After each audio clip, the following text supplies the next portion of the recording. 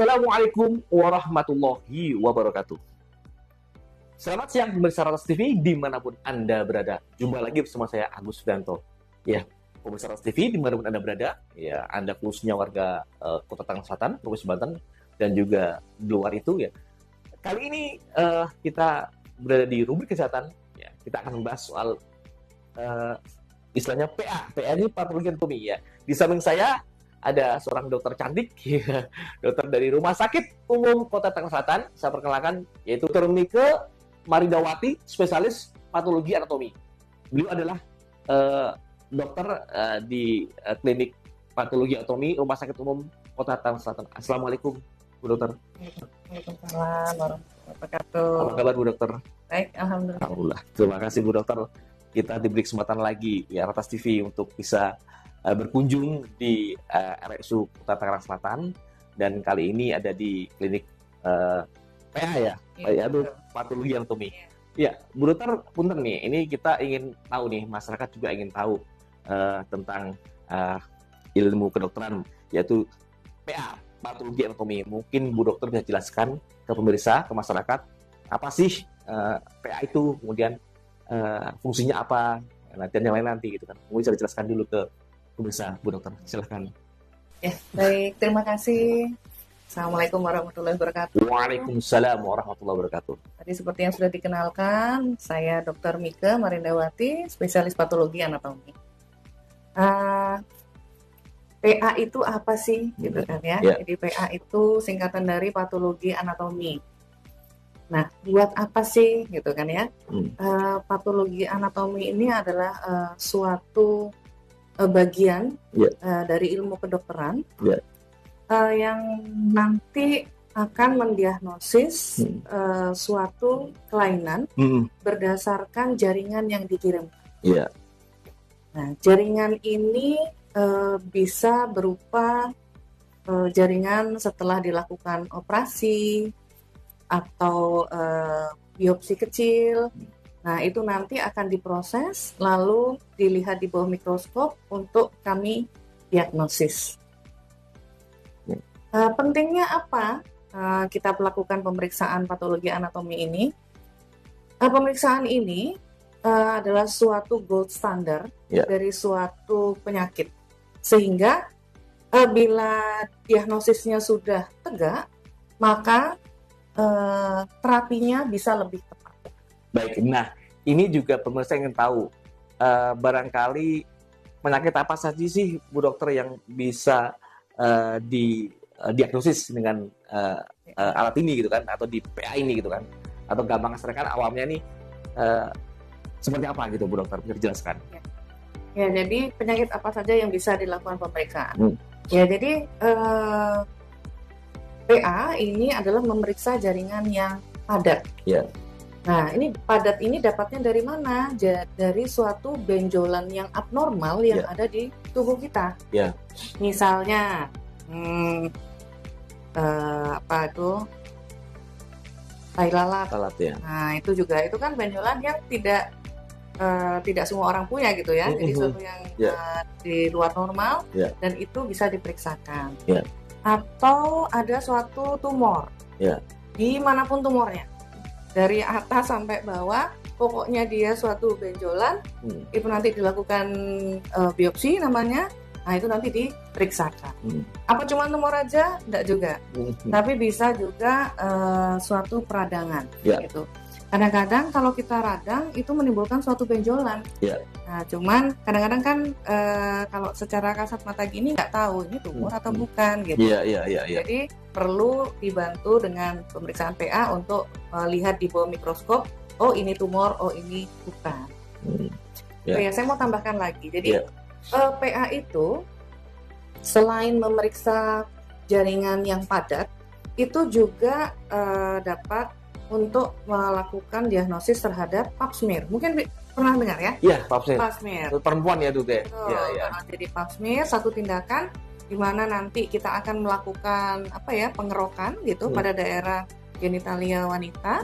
Nah, itu dikerok lalu nanti diambil dan diperiksa di bawah mikroskop. Nanti dari situ juga bisa terlihat ini radang atau sudah mulai kanker atau lesi prakanker. Oke. Nah ini perempuan terutama ya, Bu Dokter ya. Ini kan pap smear ini kan sangat familiar juga ya. Sering-sering juga. Kalau nggak salah, ini kalau mau dikoreksi saya orang awam di Bu Dokter.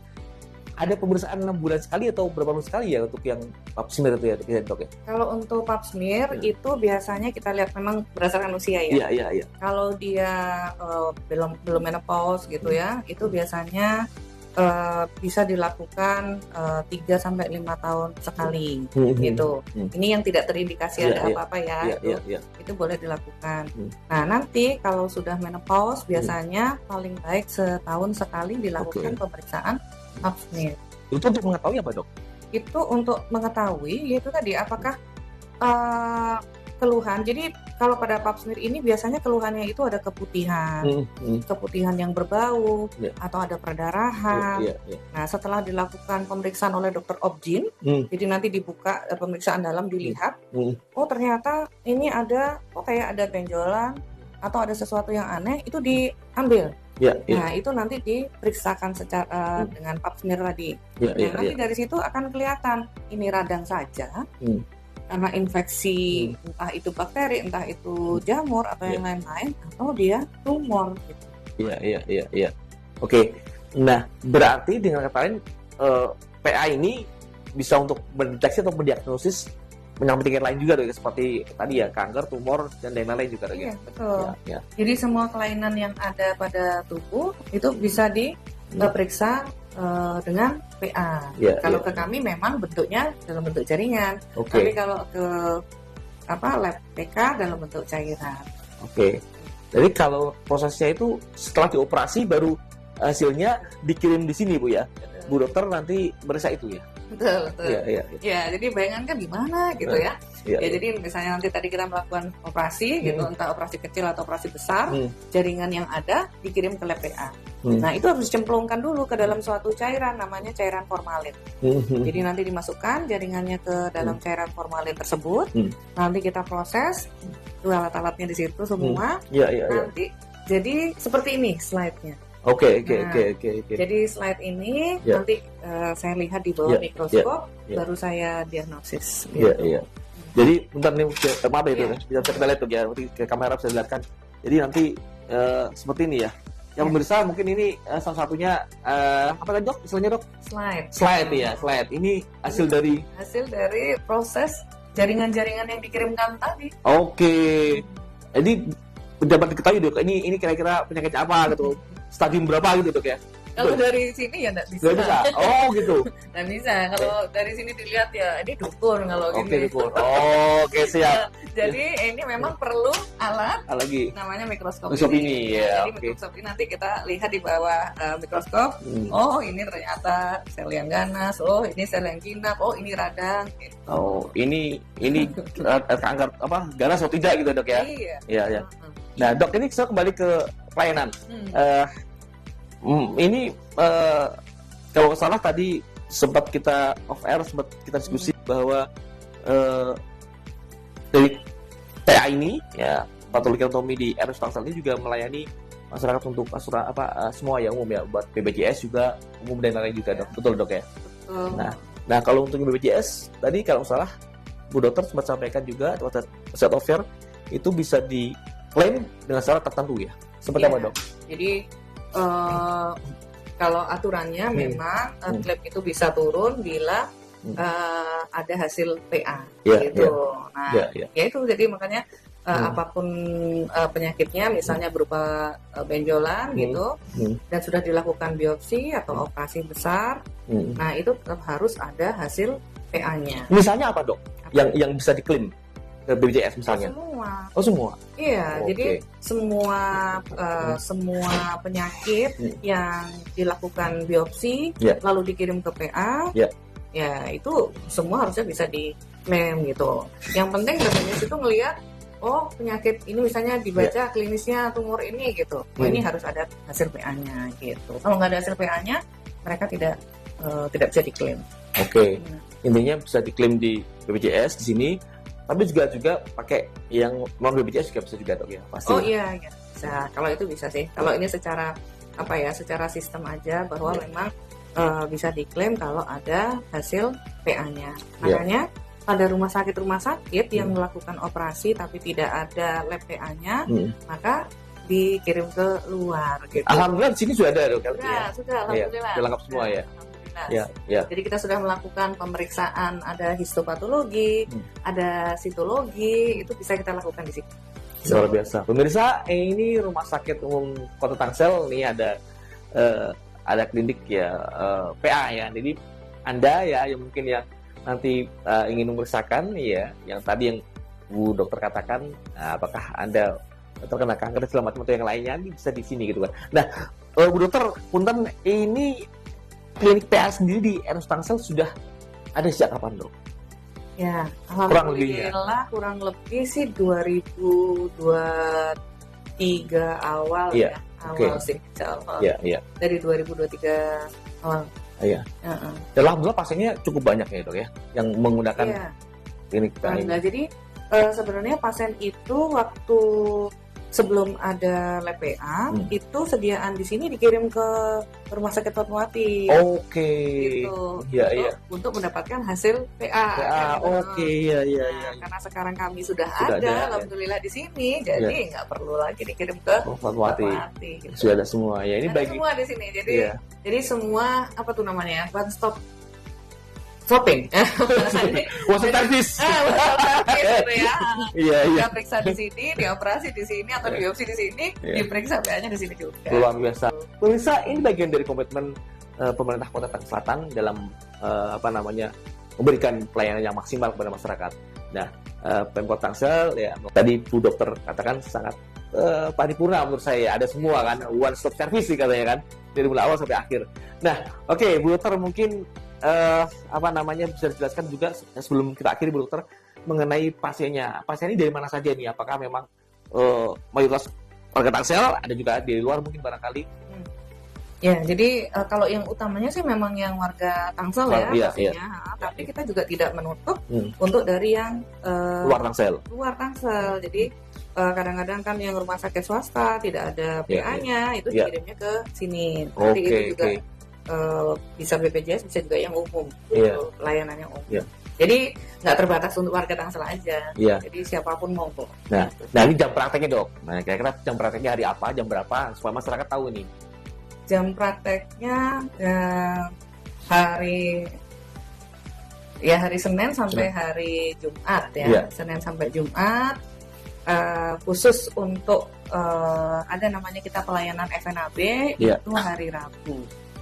Akhirnya apa juga? Nah, itu dia. FNAB ini singkatan dari Fine Needle Aspiration Biopsy. Jadi ini adalah suatu tindakan biopsi yang dilakukan dengan teknik aspirasi. Jadi disedot-sedot gitu. Nah, ini untuk apa? FNAB ini satu tindakan yang minimal invasif untuk mengetahui diagnosis dari suatu kelainan. Kenapa ada FNAB? Karena kadang-kadang kita melihat ada suatu tumor, ini saya perlu yang non-invasif dulu deh, daripada saya langsung melakukan operasi besar gitu. Nah, siapa tahu dengan yang minimal invasif tadi sudah tegak diagnosisnya, bisa kita terapi dengan lebih tepat gitu. Jadi biasanya akan dikirim ke kami. Kalau yang pasien FNAB ini memang minimal banget invasif, jadi seperti ambil darah tapi ini saya suntikan ke benjolannya, terus saya sedot-sedot, terus saya taruh langsung di slide untuk nanti diwarnain dan diperiksa. Itu prosesnya cepat gitu. FNAB itu. Luar biasa. Bu Dokter, sebelum mengakhiri mungkin ada closing statement dari Bu Dokter, barangkali mungkin dalam rangka menjaga kesehatan juga nih kepada masyarakat nih, mungkin Dokter bisa sampaikan terkait dengan PA ini dok. Ya, jadi untuk warga jangan ditunda-tunda untuk memeriksakan diri bila melihat ada suatu kelainan pada dirinya. Misalnya ada benjolan di leher, walaupun masih kecil, periksakan saja. Gitu ya, periksakan saja. Karena ini nanti membantu untuk mendiagnosis lebih awal. Yang nantinya itu mungkin dia sebetulnya jinak saja, tapi kalau dibiarkan bisa jadi ganas gitu. Ya. Jadi jangan sungkan-sungkan atau jangan ragu untuk segera memeriksakan bila dilihat di tubuhnya ada benjolan yang tidak pada tempat. Ya, terima kasih luar biasa Bu Dokter. Baik pemirsa Retas TV dimanapun Anda berada, ya demikian tadi bincang-bincang saya dengan seorang dokter cantik, ya dokter yang bertugas di klinik patologi anatomi Rumah Sakit Umum Kota Tangerang Selatan, yaitu Dr. Mike Marindawati, spesialis patologi anak. Ya, terima kasih Bu Dokter sebelumnya sudah memberikan wawasan ke kita, ke masyarakat juga. Mudah-mudahan ini jadi jariah buat Bu Dokter, bisa disiarkan, bisa kami siarkan sehingga masyarakat dapat mengetahui dan mempunyai wawasan wawasan yang baik lagi kan gitu kan. Nah, ini juga bagian dari komitmen pemerintah Kota Tangerang Selatan dalam melayani warganya di bidang kesehatan, ya, melalui Rumah Sakit Umum Kota Tangerang Selatan. Demikian pemirsa, nantikan lagi bincang saya dalam topik yang berikutnya. Terima kasih. Assalamualaikum warahmatullahi wabarakatuh. Retas TV yang tajam, berani dan informatif.